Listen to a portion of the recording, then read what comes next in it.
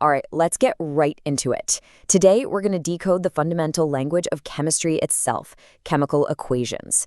These are basically the sentences scientists use to tell the stories of how our entire world transforms, one atom at a time. So let's dive in.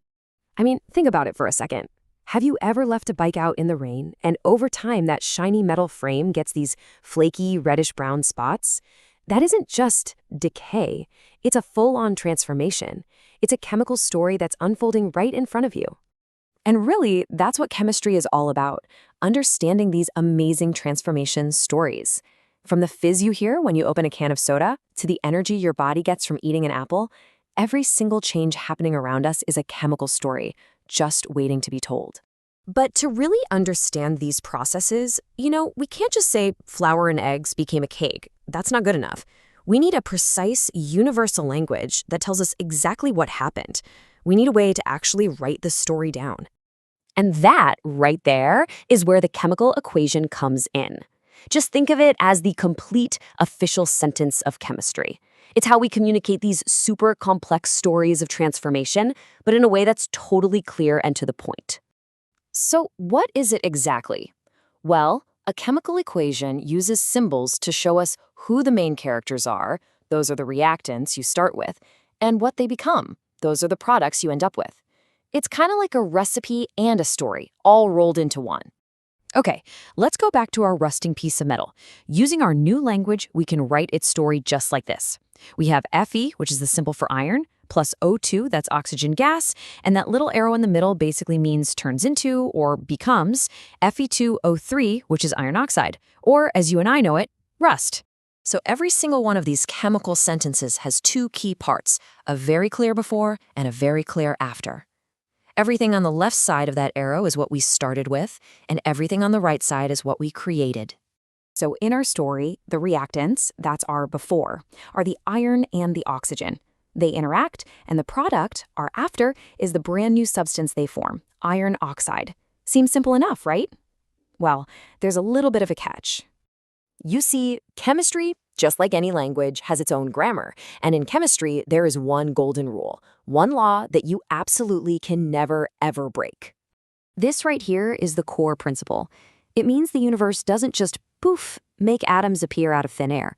And it doesn't make them vanish, either. Everything has to be accounted for, always. The official name for this is the law of conservation of mass. And in plain English, it just means that the total weight of everything you start with has to exactly equal the total weight of everything you end up with. No exceptions. The best way to think about this is like building with Legos. If you start your project with 10 red blocks and 5 blue blocks, you can build whatever cool thing you want, but your final creation must still contain exactly 10 red blocks and 5 blue blocks. You can't suddenly have 11 red ones or only 4 blue ones. It's just not possible. So this brings up a really important question. Let's look at our rust story one more time. Is it actually following this unbreakable rule? Is it telling a true story? Let's investigate. Okay, let's do a quick head count. On the left side, the reactant side, we're starting with 1 iron atom. But look, on the right, the product side, we somehow have 2. And the oxygen is weird too. We start with 2 oxygen atoms, but we end up with 3. This doesn't add up at all. So, here's the deal. Our equation is what scientists call unbalanced. It's breaking that huge rule, the law of conservation of mass. Right now, it's telling a fictional story. And in science, we need the facts, so we've got to fix it. And that brings us to the final step, balancing the equation.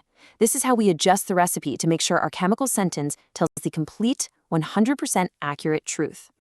The process is actually pretty methodical. We've already done step 1, we took our inventory. Now, we're just going to add some whole numbers, called coefficients, in front of the molecules to adjust the count. We'll recount after every change we make until everything is perfectly equal. Okay, let's get back to our equation. Here's a little pro tip. It's usually a good idea to start with the most complicated-looking part. To me, the oxygen seems a little tricky, with a 2 on one side and a 3 on the other. So how in the world can we make those two numbers match? Well, we can find a common multiple. The lowest one for 2 and 3 is 6. So to get 6 oxygen atoms on the left, we'll put a big 3 in front of the O2. And to get 6 on the right, we'll put a 2 in front of the Fe2O3. See that? Now we have 6 oxygen atoms on both sides. The oxygen is balanced. But whoa, hang on a second. By adding that 2 on the right side, we messed up our iron count. We now have 2 times 2, which is 4 iron atoms on the product side, but we still only have 1 on the reactant side. It's okay though, no problem. That's actually a really easy fix. All we have to do to solve this is just place a 4 right in front of the iron on the left. Now let's do the final check. 4 iron atoms on both sides and 6 oxygen atoms on both sides. It's perfectly balanced. We did it. And there you have it. Our chemical sentence is now grammatically correct. It obeys the laws of the universe, and it tells the true story. It takes 4 atoms of iron reacting with 3 molecules of oxygen to produce 2 units of iron oxide. So now that you can understand this simple structure, reactants, products, and the law of conservation, you can now read and write the language of chemistry. Look around you at all the changes happening every single second. What stories are they telling?